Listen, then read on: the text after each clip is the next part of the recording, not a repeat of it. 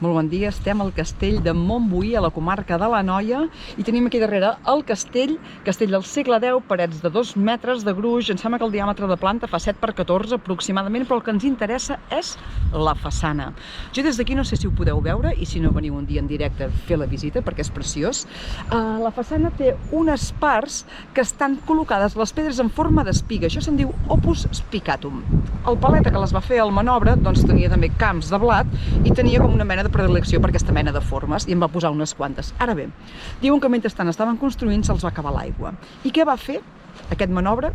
Com que tenia unes tines plenes de cervesa, tota la que havien fet, va dir, calla, que agafaré cervesa i la barrejaré amb el morter. I va barrejar i van acabar de fer el castell. Què va passar a l'estiu? Que el castell va començar a suar. I què suava? Doncs cervesa. Suava cervesa de les parets. I va córrer la brama per tot arreu i la gent va començar a pujar a dalt del castell amb gerres i amb gots i de tot per fer la vermut aquí dalt. Fins que es va acabar la cervesa, esclar. I la gent va haver d'anar al bar de sota, de la Tossa, a fer el vermut.